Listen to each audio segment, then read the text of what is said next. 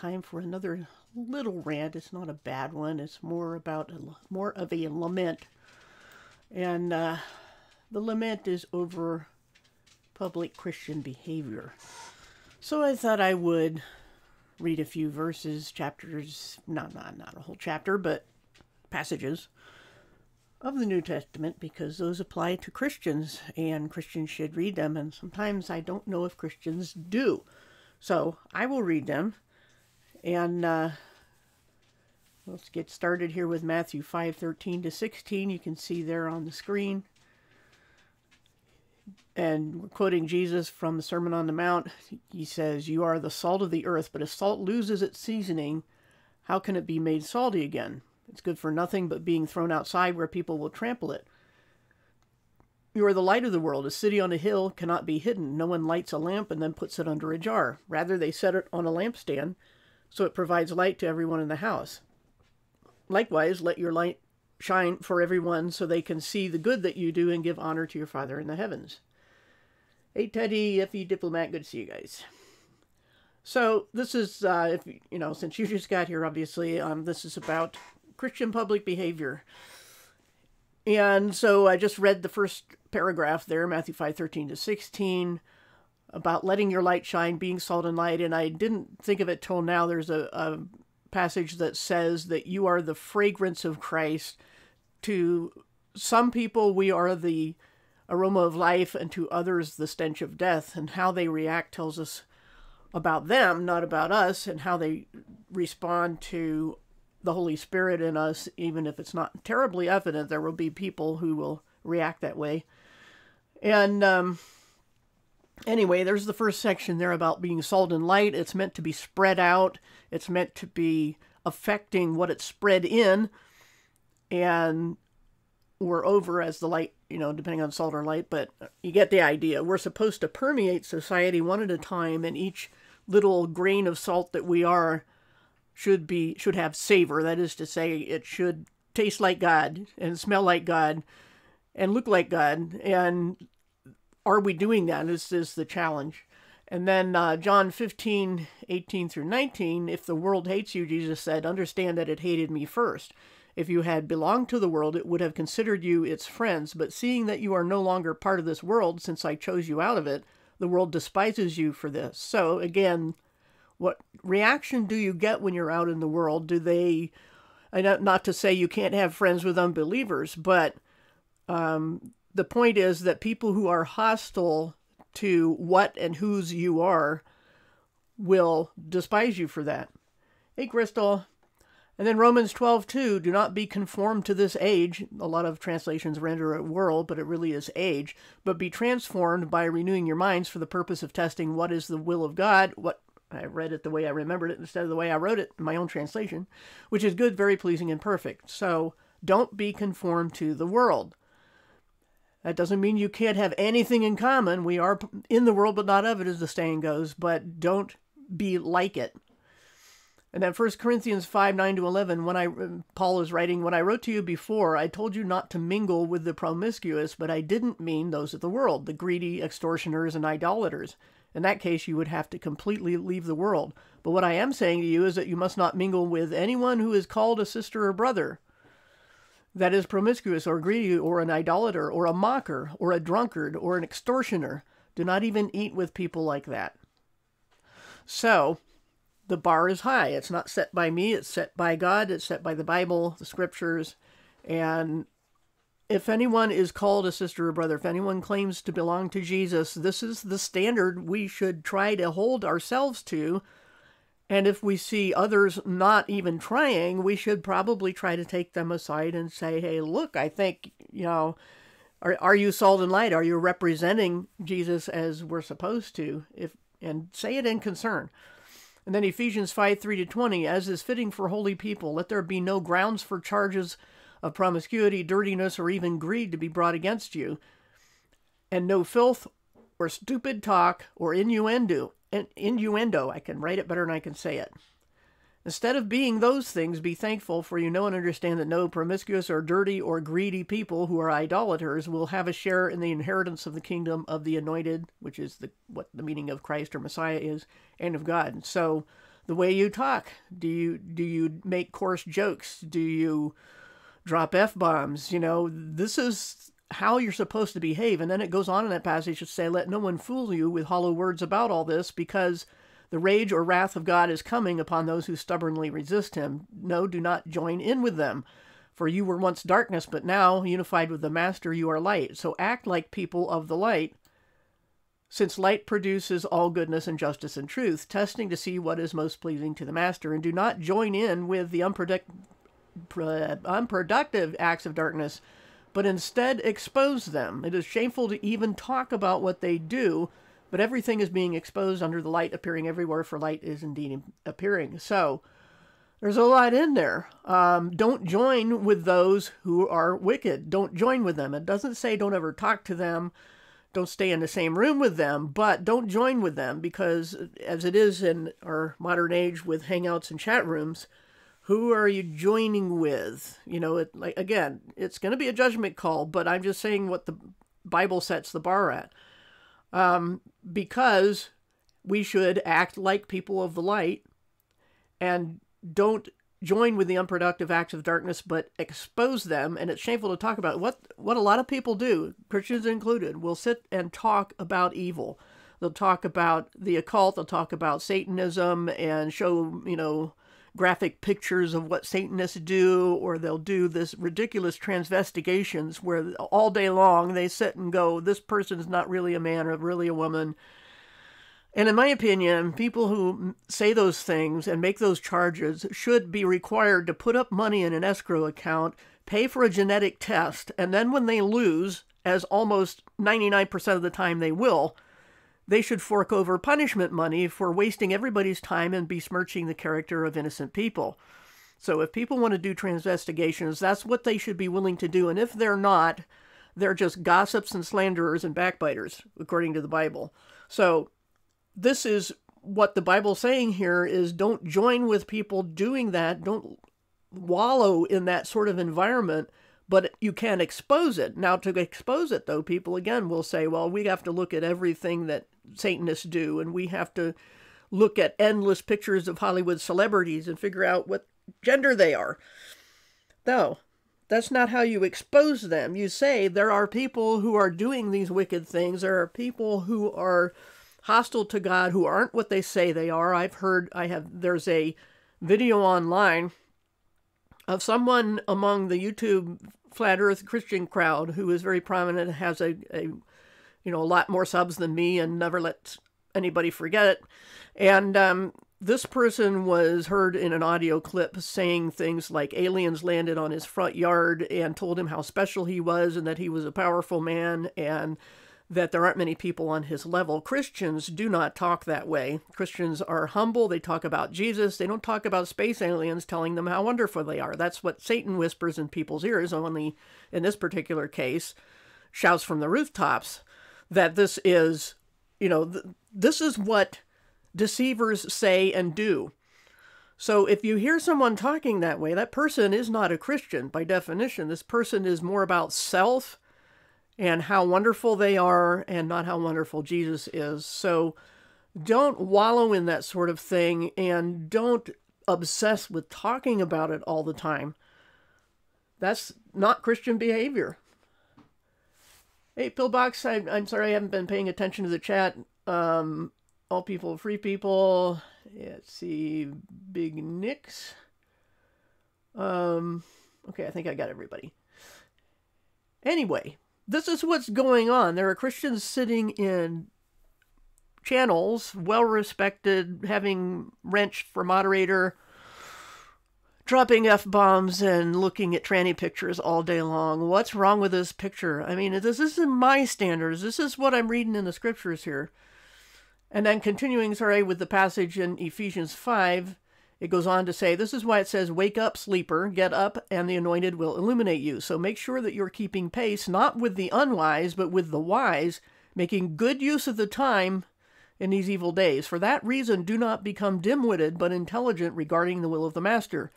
And don't get drunk with wine, which shows a lack of discipline, but be filled in spirit, talking among yourselves with praise songs, festive songs, spiritual songs, singing and playing music in your hearts to the Master, always giving thanks to God for everything in the name of our Master Jesus the Anointed. So that whole passage in Ephesians 5:3-20, you could actually just read the whole chapter, but especially that section is telling you how to act like a Christian. If you're not doing those things, you're doing the opposite of those things.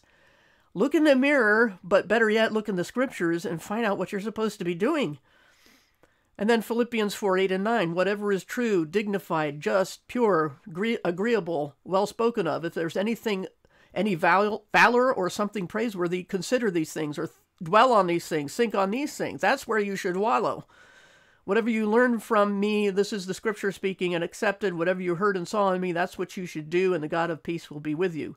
And as a reminder to Christians, because I wonder sometimes why they don't read the Bible, why they don't care what it says, why they think that living like you still belong to the world is okay when you have accepted citizenship in heaven. The gospel is contained in these two passages, 1 Corinthians 15:2-4. By this gospel you are saved, that Christ died for our sins according to the scriptures, that he was buried, that he was raised on the third day according to the scriptures. That is the fact of history. And then 2 Corinthians 5:20, we are therefore Christ's ambassadors, as though God were making his appeal through us. We implore you on Christ's behalf, be reconciled to God. That is our message. This is our fact. That's our message. How can we spread this message if we're wallowing in sin, wallowing around with people who are in sin, not representing Christ at all, acting like the world, acting like the devil, and smelling, talking, looking like the devil? This is not going to get the world to hate you. This is going to get the world to love you. That isn't to say you should antagonize the world. I mean, you can't be an ambassador and bring this wonderful message unless you go out to the world. But I'm just saying, this is the standard that the scriptures give us as Christians, not to conform. And I don't know how Christians can read these passages and do what they do.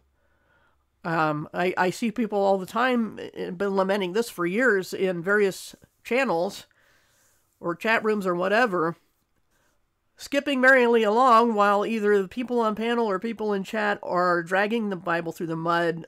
Some, even claiming to be Christians, have videos where they mangle Bibles that don't meet their particular personal preferences. And what kind of a witness is that, as I've said before in another rant? But there are also Christians who will laugh and play while somebody on panel stands up and says zombie Jesus or the Jesuits wrote the Bible, which is absolute falsehood. And if Christians don't know that, shame on them. And so when they go around cursing and laughing about either Christians or Bibles, or focusing on the evil and just spending all day, you don't need to spend all day long looking at tranny pictures to know that this is what wicked people do. I mean, you've got your if you've just heard for the first time there's such a thing as trannies, then okay, I hope you're not very old. But as a Christian, that's all you need to do. You don't need to sit there and figure out who is what. And like I said, if you're going to do that, if you're going to charge somebody with that, put up money, have a genetic test, and then pay penalties on top of that financially for wasting their time and besmirching their character. And if you're not willing to do that, what are you doing that for? So, anyway, looking back at the chat again, let me try to see that without getting too far from the mic. I'm having trouble placing my microphone where it doesn't get in the way, but it has my voice in front of it. Let's see, who else is here? I think I said hi to everybody. Ciao, good to see you. Haven't seen you around. Hope you're okay. Yeah, okay. Yeah, I don't blame you at all for not being around these here parts. Because that's just what it is. It's a giant cesspool, and I don't know why the Christians aren't at least putting on a diving suit before they go in and then don't spend there all day. I don't understand that. And let's see, anybody else I missed? I don't think so, but I'm hoping this is a pretty simple message. what a Christian is. That's those passages. I don't have it scrolled all the way to the bottom. We're under that part, the gospel, 1 Corinthians 15:2-4, 2 Corinthians 5:20. This is what we're supposed to be all about. And then that one above it in Philippians 4:8-9, that's where our hearts should be. That's where our minds should be, what we should dwell on, and spend a lot more time with Christians and the scriptures than we do with unbelievers, unless you're going out witnessing. And what does that mean? It means taking 2 Corinthians 5:20 and 1 Corinthians 15:2-4 with you wherever you go. Act like you would if Jesus was physically standing next to you. Say those words. You know, if you, because he is with you, if you're a Christian, you have the Holy Spirit in you. How can you live like that? If you can go among the unbelievers and not do those things, that's commendable. But why? That's not what I'm seeing. That's not what I'm seeing Christians do. This is the instruction here. I mean, if you do nothing but look at these scriptures that I had listed, you'll be a lot farther ahead than most other Christians. Anyway, I'm probably preaching to the choir because only people who already know these things tend to come to my hangouts. But I won't let it go too long, because then you can spread the link to people when you just, you don't even have to name names of, if you see Christians in a place where they're not, you couldn't tell they're Christians if you didn't know better. Post a link if you can. If you can't, the title is Raise the Bar. And yeah, I appreciate you too. Thank you. You don't know how much. And it's been better, I have to say, to Chow, who doesn't, understandably hasn't been around YouTube. I don't go around it as much as I used to either. I've been more on Discord, because at this point, you need, people in general, Christians in general, need more fellowship. They're not getting quote-unquote church fellowship for the most part, and it can work. I know it's another app and all that, and if it's a well-run server, you won't have a problem, though. And it will be much better than YouTube. And you can come and go as you please. You don't have to wait for somebody to run a hangout. You can either voice chat or text chat. But the thing is that if we're going to be in YouTube or any place else in social media, bring Jesus with you. Think of him as standing right beside you while you're typing or talking. And yes, Jesus did go out to the dregs of society and hang around. He was criticized by the religious leadership of hanging around with sinners. But I can assure you that while hanging around with sinners, he didn't drop F-bombs. He didn't spend all day looking at bad Greek statues, nude statues or something like that, trying to figure out which gender they are.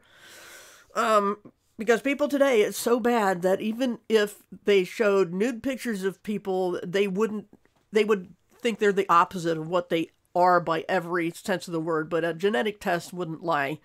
I don't care what surgery you have. You can't get rid of Y enzymes or chromosomes or X chromosomes or whatever. Put up or shut up is my advice to anybody doing transvestigations. Put up some money, pay for the testing, or keep your mouth shut. And I don't understand why Christians hang around with people who do that all day long. They're not there to say the gospel. They're not there to represent Jesus with their behavior. I don't know what they're there for. But that's a question everybody has to answer for themselves. Let's see, back to the chat. Carlos, good to see you. I think you just got here. Yeah, it is embarrassing. I agree, Chow. It was nice at first, but there's so many people who have just seemed, especially lately, to just totally lose their minds. And I'm not exaggerating. I mean, mental issues that, what can you call it when everybody but you is a tranny, or everybody but you is an agent? That's paranoia, at the very least. Sin eventually catches up with people. I'm just saying, for Christians, there's going to be a time when God says, "Come out of her, my people," and You don't want to be caught in those places when Jesus comes suddenly, unexpectedly, like a thief in the night, and he better not find us beating our fellow servants. I mean, he gave those warnings that he would come when he is not expected. And we make our plans and we're sure that we're going to be here a number of years, but we don't know that. So walk the walk is all I'm saying. And again, I'm preaching to the choir here, but it's important to take Jesus with us wherever we go in these chat rooms and put up, show some spine or some indignation when people are trashing the name of Jesus or the Bible. I mean, there's been they're seen a hangout recently. The title had something about only God is holy, but what were they doing in the chat room? And it's this tranny stuff. And I've heard that the same people in earlier times giggle while somebody said they wiped themselves with the Bible. This is wolves in sheep's clothing. What else can it be? It's that mixed message, and that's worse than an outright lie, and because it's like arsenic in a sugar cube. It's poison. It's a poison pill. So if you see somebody saying they believe in God and they read from the Bible even, but act like that, laugh at sin, the words and the music aren't matching. And Christians should know better and expose the evil and move on, and don't sit there. So, and Pillbox about launching with Discord. I think we were saying OBS. It might have been confusing our conversation the other day about which technology we're using, but we'll launch it one way or another. We'll work it out. Let's see. Oh, thank you, Chow. That's very nice. I was wondering in the last few days, it's like I hadn't seen him in a while. I don't like to bug people if they want their space, but sometimes I was like, maybe I should drop him a line and see how he's doing. But if you want an invite, if anybody wants an invite to a Discord server where there's a gentle fellowship and then there's different degrees of how gentle that is and different channels, let me know. Send me a message with Hangouts, those little chat boxes, conversations, whatever they call them. And I'll see if I can get you an invite. I'm not running any servers currently, so I'd have to ask somebody else. But yeah, it's the one. There are at least two channels run by other people that sometimes I appear on. I intended to be on one last night. I was muted on the panel, but had more important things to do at the time. When a friend calls to talk, they get priority over just chit-chatting general things. And I'm guessing I think part of the thing, yesterday's topic seems to have been Mandela effect. And in my opinion, it's like debating free will. Oh, thank you, Big Nicks, and everybody else. It's like debating free will. If it's true, what are you talking about it for? Because, like with free will, if you didn't have it, you wouldn't debate it. And with Mandela effect, if it's true, it's impossible to prove or disprove because the evidence changes all the time. And when it comes to the Bible specifically, what is allegedly being changed are not important things like whether Jesus rose from the dead or whether he went to India to study with gurus or, any 100 things that any nefarious person would have changed if they wanted to monkey with the Bible. No, they pick things like, let's see whether people remember the Lord's Prayer as debts or trespasses. It's in one gospel one way and in another gospel the other way. But people who don't read the Bible don't know that. Christians who have not read the Bible don't know that. They don't know whether it's lamb and lion or lamb and wolf. They don't know these things, and they think it's Mandela because memories are more defective than things written on paper, and I would like to know why Christians are so willing to believe in that kind of magic where the words on a 100-year-old Bible can be changed. The Bible's been sitting in your shelf and it changed. If you believe in that, but you have trouble admitting to people that you believe Jesus rose from the dead, something is terribly wrong. So I just wish the Christians who need to hear this would hear it. Hey, Libra, and start taking their walk with Christ seriously, because there'd be a lot less of this evil if we did. But we're not. We're conforming to them. Hey, Woke Bomb. it's just a plea to Christians to act like that, to act like Christians. Download a Discord, but still working things out. Okay. Yeah. But like I said, if anybody wants an invite, let me know. And try to contact me privately, because I don't want to put invites like that on YouTube. Like I said, they're not even my channels, so I'm not at liberty to do such a thing. But if anybody wants in, let me know. Yeah, that Mandela effect, it is, as one person said, a magic spell, because she was into it deep for a long time, Christian. She was into it deep for a long time, and finally something didn't seem right in her spirit, and she renounced it, and it stopped happening. She stopped seeing it. And so to her, that was a clear message that this is a kind of magic spell. And magic spells, for the most part, they only really work on people who believe in them. And so when she stopped believing in it, it stopped working.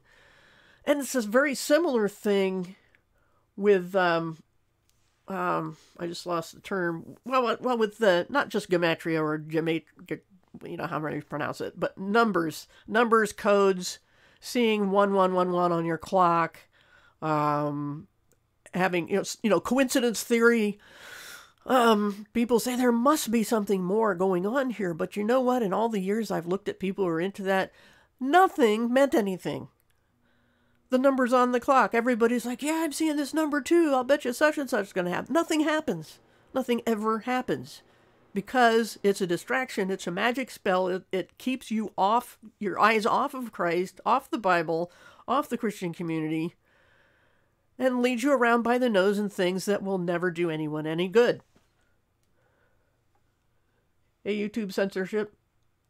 Yes, Mandela was. But it's, that's just the name they give to this effect. People also still, as they did before that name was given, talk about timelines. What happened on your timeline? Well, this happened on my timeline. I am sorry, but that's nonsense. You can't prove it. You can't disprove it. And nothing ever comes of it. I mean, what do people expect to do with this information? Okay, yeah, send me a message on the Hangout chat, Libra, or anybody else, because I will forget who said what. So, but yeah, nothing ever comes of these things. I mean, people can just be obsessed with the numbers and looking for patterns and trying to match things up. And one person said a long time ago, that's a Christian commentator or somebody said, if you torture the data long enough, it will confess to anything. And that's exactly what's happening. You can make anything out of anything. You can, it's basically reading tea leaves. We're looking for patterns. We're looking for codes. That isn't how God talks to people. He talks to people in writing so they can understand. And it's hard enough with the writing. People can't understand each other talking online, even, especially in writing. They totally talk past each other. And if that's what happens with plain writing, people, I just wish I could give them spelling and punctuation lessons. But anyway, if that's what happens in writing, what do people think they're going to understand by doing codes and numbers and Mandela? I don't understand why Christians are being caught up in that. And it makes me wonder. I would try to exhort them to look at what the gospel is. It's right here on the screen again. I need to roll it down some more. Wait to the bottom. The gospel, there it is. And Christians don't seem to be aware of any of these things, and it bothers me. So, yes, it is witchcraft, and mind control is digging into our history of distraction. I don't think so, because, for one thing, keep everything in priorities, in perspective. The gospel is first, how we behave, and then, studying the Bible, and then you study scripture to get more context for the Bible. If there's 1,000 years missing, again, people are saying that about European history. It has to also match a missing 1,000 years in everybody else's history, such as the Chinese, who kept very good records for a long time. We know they've had, a long history, and there's civilizations and evidence of them all over the world that somebody would have to say that all their history is missing 1,000 years. Or it doesn't add up with ours. If theirs was 1,000 years off from ours, I would say, yeah, maybe it's possible that somebody monkeyed with European history, or even American history. But to say that everybody past, say, a few generations back is a lie or a deception, I think is not only fruitless, but possibly insane. But yeah, look at history. But again, everything you do, keep it in perspective and make sure you take Jesus with you is all I can say that the scripture is telling me. And whether it matters is a good question. Because, like I said, it can be very valuable to get context. But to obsess over whether something really happened or not, I think is a distraction and a dead end. Just like the Bible talked about people who were doing endless genealogies. Or genealogies is the thing, and ology is the study. People who were obsessed with lineage and bloodlines, even in the first century there, that was, we're told not to obsess with that sort of thing, but again, obsess. Miss Myra Mira, I can never know how to pronounce, good to see you. God does use numbers, but again, to obsess over every little thing and try to look for a message within the message is I'm just saying the Bible would advise us to exercise caution and keep things in perspective. Yeah, the numbers, especially in Revelation, I just finished that series. I am working on the Psalms now, but the 7s, the 3s, 12, and multiples of those are all, 50, 40. Yeah. But every little thing meaning something else, that's where I'm saying I think the line is probably drawn. Let's see. Accept the lies. If you get back to our devotions. No, that's not what I'm saying at all. There are some people that, now that you bring that up, that would say, just because I'm trying to tell Christians, do you guys understand what the gospel is? It doesn't mean that's all we do. I mean, I've obviously been in YouTube. I look at a lot of things. I study the sky. I look at the sun and moon and stars. And that's data gathering. But do I spend 24/7 doing that? No. We just have to have our priorities. And as I said, you got to be salt and light. You got to bring this message. You're an ambassador, so you have to go to the foreign countries and, in our case, the world, even if we don't leave our actual physical country. Take Jesus with you is what I've been saying this whole little rant, is whatever you do, make sure you're honoring God with your words and your actions. That's what these scriptures are telling us. And so if you do study these things, just be careful. That's all I'm saying. I'm not saying, but I am saying that Christians have neglected their devotions. They have neglected studying the Bible. If you spend way more time on conspiracies than you do on the scriptures, I'd be concerned, is the thing. That's what the Bible is telling me. Keep things in perspective. I'm not sure what you're worried about there, Big Nix. Maybe you said something I missed, but no problem that I know of. What sounds like a 501c3? I'm not sure. Yes, being obsessed is the problem. We need to be balanced. So hopefully I've explained what I'm saying about our interactions with the world. The Bible does say not to be soiled by your contacts with the world. As I've said before, it's like being proud of how clean your shoes are, but you've never gone outside. That's not the point of shoes. Go outside, but stay clean. That's the trick, and that's the balance that Christians are supposed to do. Yes, we are sent out into the world as lambs among wolves, but don't become like the wolves is all I'm saying. I don't know if Jesus was exactly 33. He may have been 32.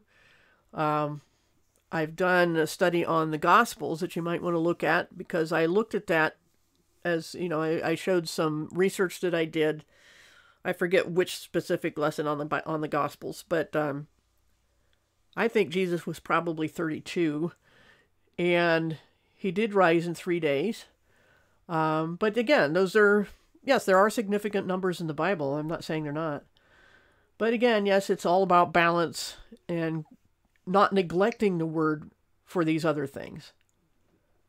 And so, yes, exactly, Crystal, the point about being grounded. We can't be grounded if we pay so little attention to the scriptures. Yep, fear of the Lord is the beginning of wisdom. Let's see. Went back in Leviticus. Yeah. There is more interest. I never had much interest in a book like Leviticus, but once you finally slowly go through it and look at things, especially after all this time, things will pop out that are actually interesting. But yes, discernment, wisdom, balance. Don't neglect the word. Don't neglect fellowship. Those are both important. We're supposed to look out for each other and use our spiritual gifts to build each other up, and we can't do that if we're alone. And but it's finding fellowship is extremely hard. It's just, I know so many people who are tired of looking, and it is possible to find, but it's not on YouTube. Reigns is the name in the Septuagint. Sorry if there's any confusion there. In the Old Testament, I tend to use the Septuagint, but sometimes I'll use the Masoretic just because, a translation of it, just because it gets confusing when you try, because you can't match up chapters and even book names sometimes with the Septuagint. It can be too much confusion, and so sometimes unless there's something really significantly different in the Septuagint, I will try to use the standard Old Testament designations, but that's what reigns is. It's kings. Some are obsessed with flat earth. Everything about the earth is flat earth. Yeah, and there are Christian channels that are more about flat earth than they are about Christianity. They'll kind of, it's like Jesus rides in the back seat of that car. And I don't think that's right. I'm not saying it's wrong to do flat earth things, but I'm just saying look at the balance and look at the priorities and see, like Jesus said, where your treasure is, there will your heart be also. And I'm wondering, there's a lot of Christians I think need to examine where their treasures are. All right, we'll see Libra.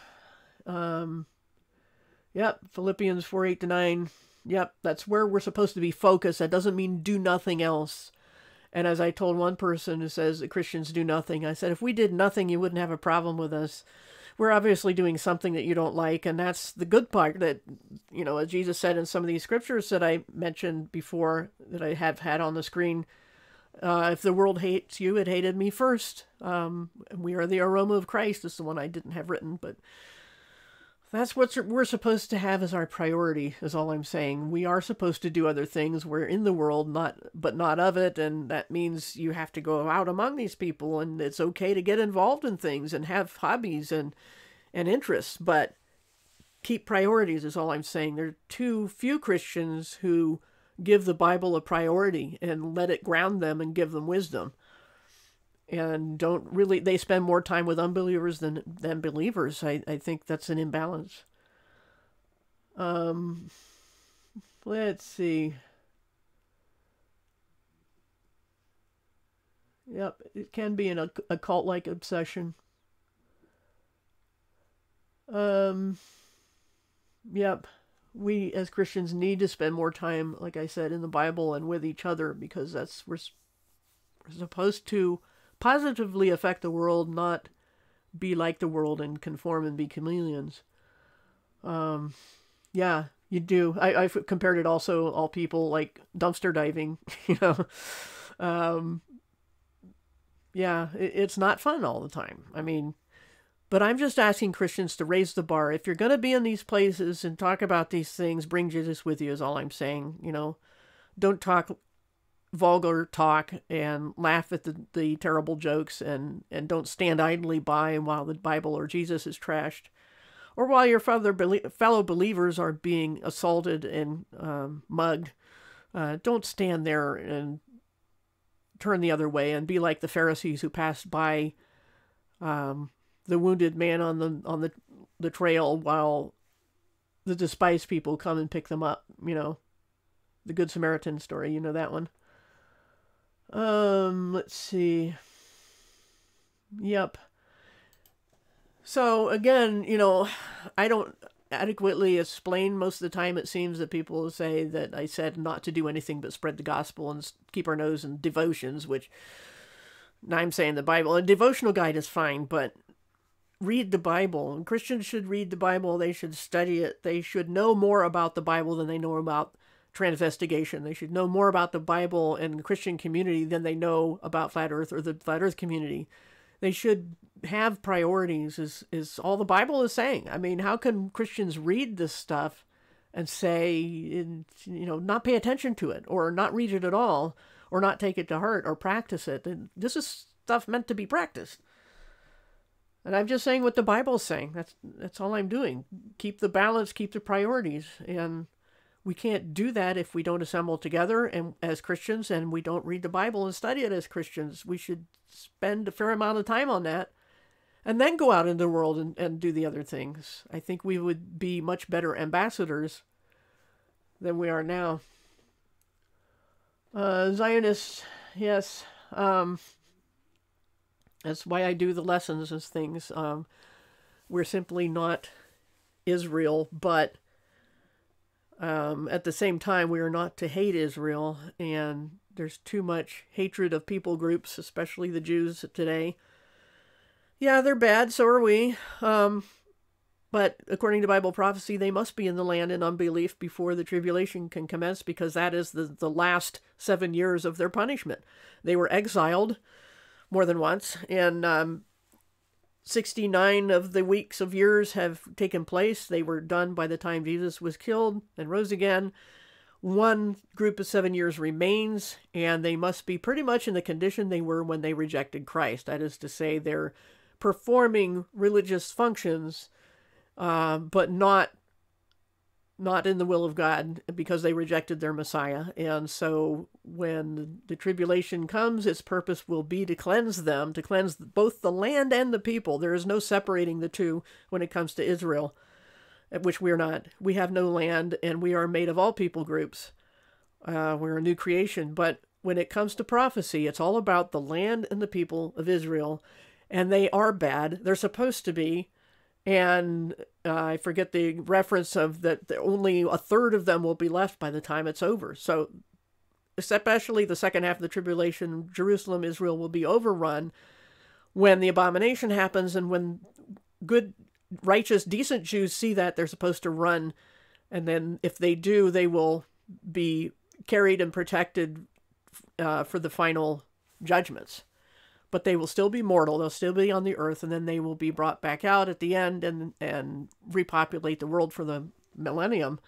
And righteous Gentiles will also join them. That's the sheep and goat judgments in Matthew 25, I believe it is.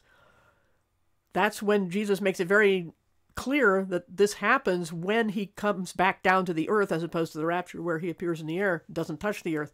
But when he comes back down to the earth for the wedding feast, because, well, I've explained all that before, but when he comes back down, that's the sheep and goat judgments. There's the sheep, the goats, and the least of these. I think the least of these are the Jews, and the sheep and goats are the Gentiles, not the church, but the Gentiles, who will be judged and separated on the basis of how they treated the Jews during the tribulation, and the ones who did not selectively, because both groups say, didn't we do this, that, or the other for you? And he says to the one group, when did we ever do that? And the sheep say, when did we ever do these nice things for you? And he says, whenever you did it to the least of these. And then to the goats, he says, they say, well, we did all these things. And Jesus will say, I never knew you, because you wouldn't do them for the least of these. That is to say, I think, in my opinion, the interpretation is that they would be kind to people as long as they were not Jews. And God takes this personally. He's always taken it personally, what people do to his people, even when they're bad and they deserve it. So everybody's going to get what's coming to them. And so I would caution Christians not to be anti-Jewish, even if Zionist means something else. If it means Talmudic Jews, yeah, they're bad. But again, our mandate as Christians is not to take their punishment into our hands. It is not to revile them. It's not to revile anybody. Our job is to spread the gospel. And to expose evil. Yes, expose it, but don't obsess over it. Don't spend more time on that than you do on the Bible and on being with fellow Christians. That's all I'm saying, because that's all the Bible is saying. Let's see. Yeah, who are we to point fingers? But we should mark and avoid those who spread false teachings for sure.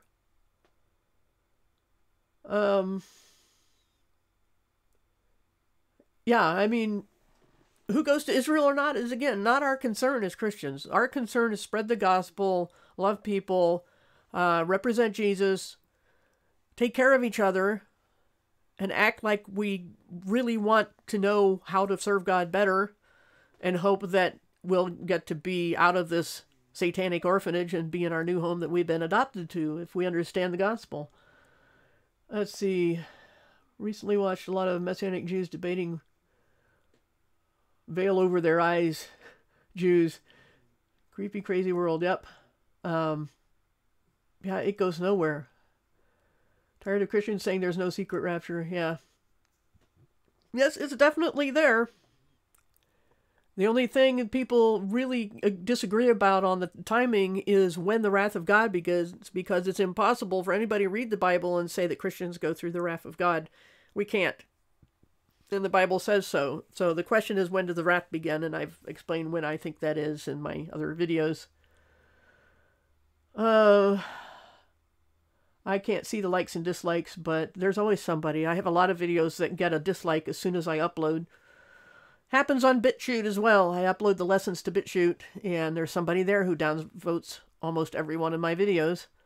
No comments. And that's fine. They can do that. It's a view. I don't care. But it does kind of make me wonder, not that the downvotes, but that the lack of upvotes.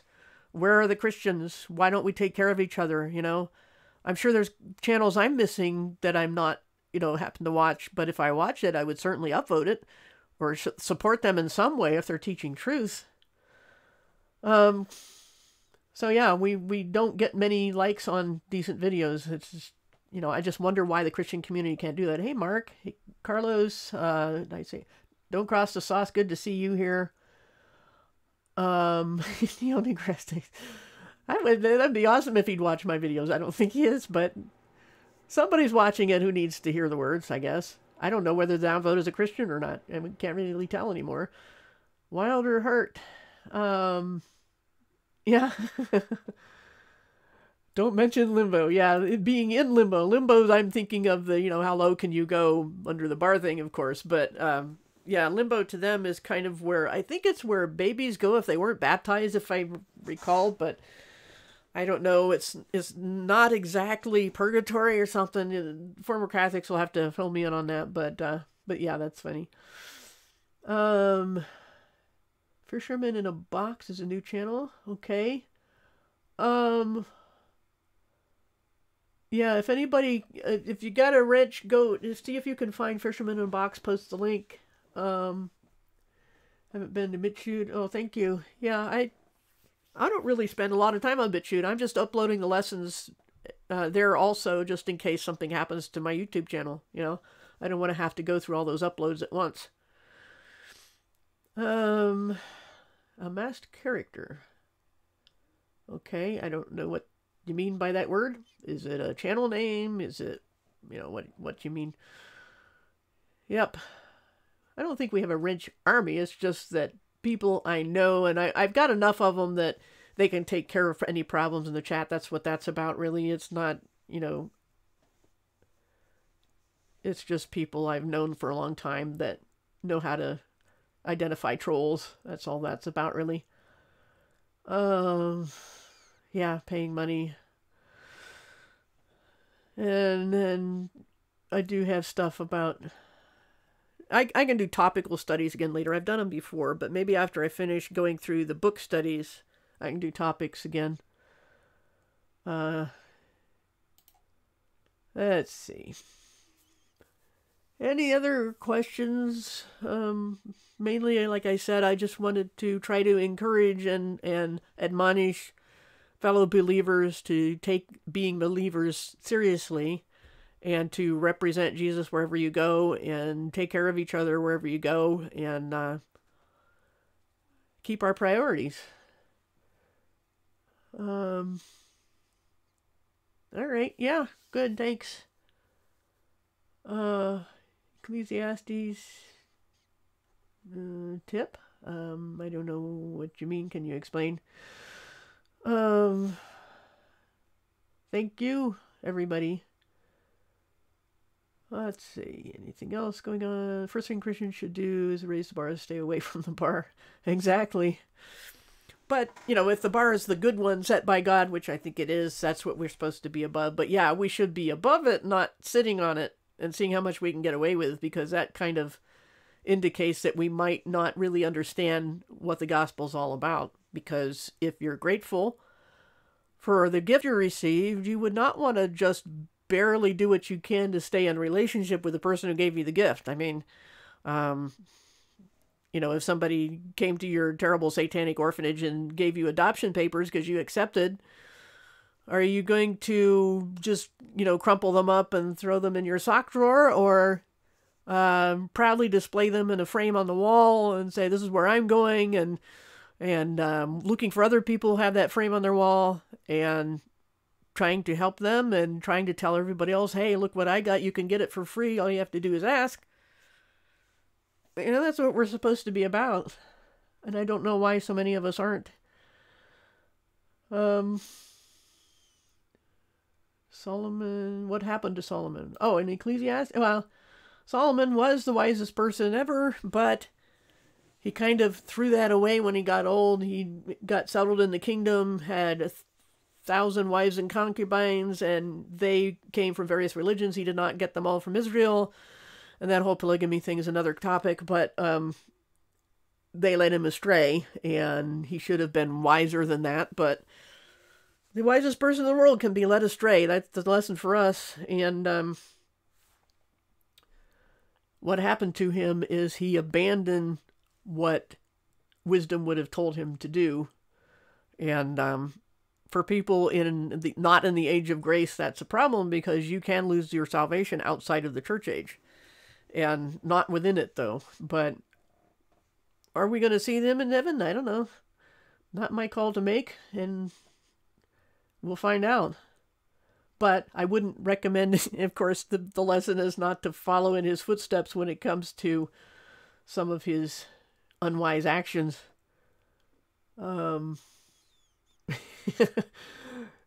Good phrase there, Chow. Everybody else, I hope you know what he means. I will time out with timeouts and ban with banning. That's a typical Hebraism way of saying, like in the Old Testament, where God says, don't eat from the tree of the knowledge of good and evil, because in that day dying you will die, is what it says in the Hebrew way of speaking. It means you will most certainly die, but that's how they said it. So, let's see. Okay, Crystal has a link to a channel. Let's see if I can put that in a new tab and find out what they're about. Fisherman in a Box, okay. Talking about God, that's probably the one. Thank you. Let's see. Oh, okay. I was like, what did all people say? Okay, this is a test. This is only a test. Got it. Broom. Thanks for the lesson. Got it. Wrench, spanner. Let's see. Yep, it's a Hebrew thing. Just the way they thought of things. They had a lot of funny expressions. But anything else? As I said, shoot me a message somewhere or another if you want in a Discord channel, and I'll see if I can get you an invite. The app, I'll tell you, works better than the online webpage. There's more features. And then you don't have to worry about browsers getting updates and ruining things for you, because it's independent of it if you have the app. Let's see. Speak life and everything. Yep. We should be careful what we say, and not obsess over it, but be careful how you express yourself, whether in words or deeds, whether in typing or speaking. So That's all this hangout was about. And again, the scriptures are listed there, and go back up to the top and show them again. We have Matthew 5:13-16, John 15:18-19, Romans 12:2, 1 Corinthians 5:9-11, Ephesians 5:3-20, good section, Philippians 4:8-9, and then those two gospel ones, 1 Corinthians 15:2-4, and 2 Corinthians 5:20. If Christians would just read those passages, I think we'd see a lot better behavior if they took them to heart, and that's the big if. So spread the message, because obviously, again, I'm speaking to the choir here, because they're the only ones that come. Well, of course, the one downvote, I'm guessing that's not a choir member. Let's see, you will be on this weekend. Okay, that I'm assuming you mean Discord. Yeah. I don't remember who recommended Fisherman Box, sorry.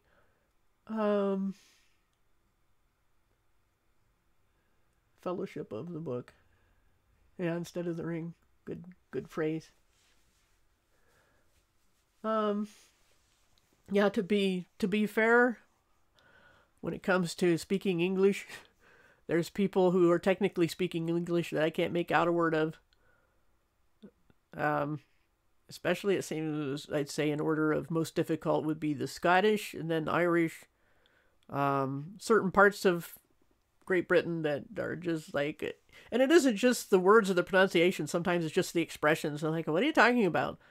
Like somebody says, put my suitcase in the boot. We mean, it means the trunk of the car, but Americans who don't know that would say, you want it where? Give it the boot? I don't know. So,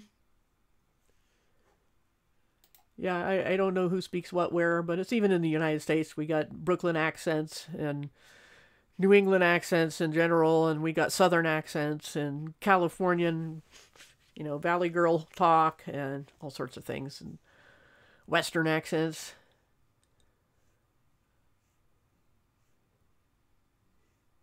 Oh, okay, thanks, Crystal. So that link was given, and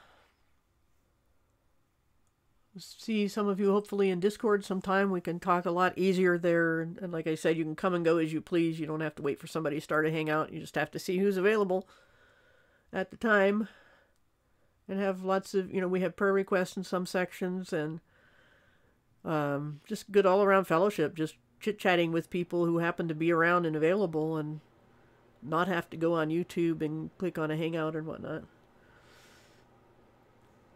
Alrighty, well, I think I'm going to stop this live stream and get some things done.